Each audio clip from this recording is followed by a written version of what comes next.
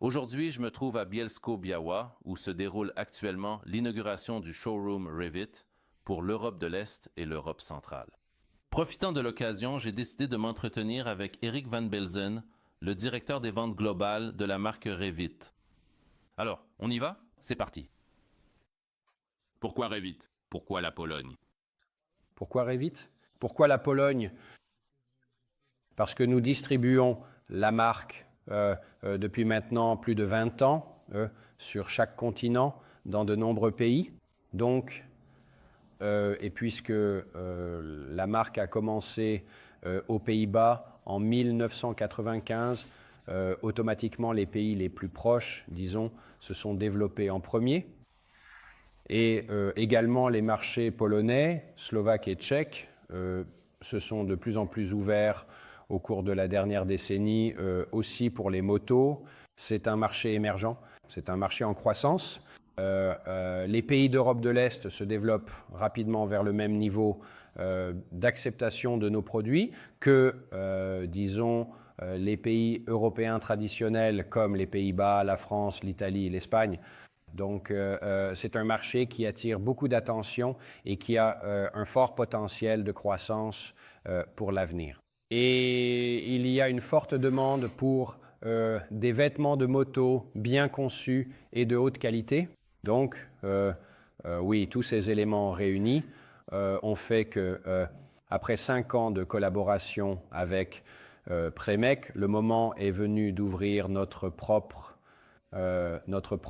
maison Revit en Europe de l'Est afin de servir le marché local, mais aussi de pouvoir continuer à nous développer, d'être plus proche de nos distributeurs, de nos concessionnaires. Donc oui, en somme, il y a suffisamment de raisons pour réaliser cet investissement.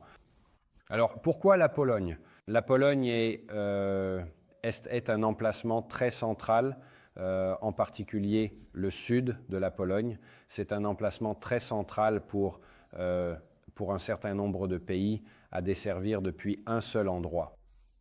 Si par exemple nous devions établir nos bureaux ou notre showroom à Varsovie, je veux dire, ce serait peut-être plus central en Pologne, mais alors ce n'est pas si facile d'accès pour nos concessionnaires qui viennent de Slovaquie ou de République tchèque.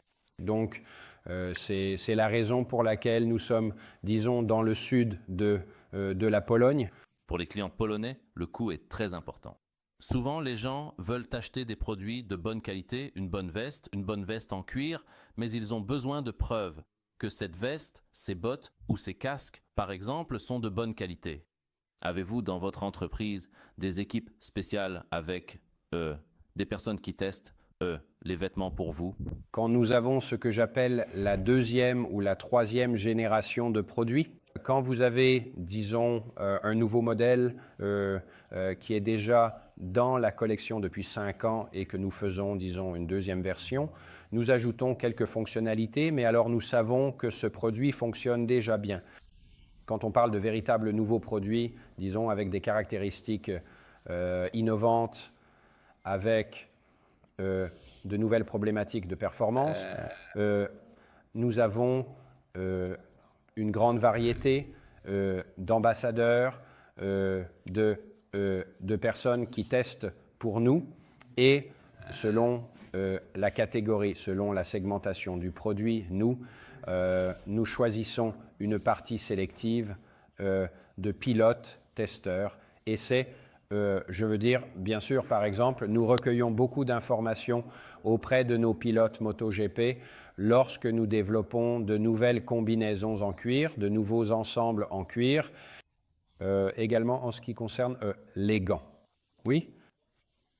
Nous prenons tous les retours de la piste, mais aussi pour nos produits des collections Aventure et Touring.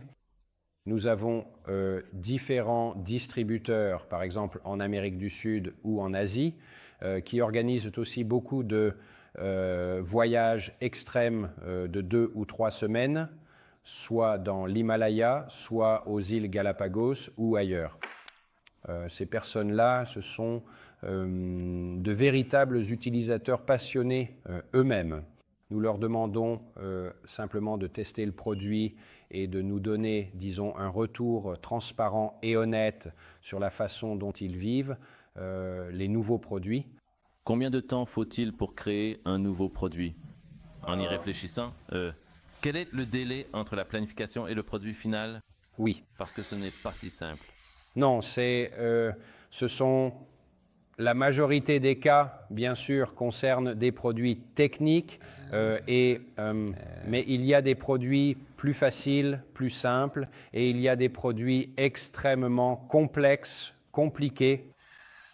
Donc ça varie, ça dépend, mais en moyenne, on peut dire qu'il faut entre 9 et 12 mois pour développer un produit.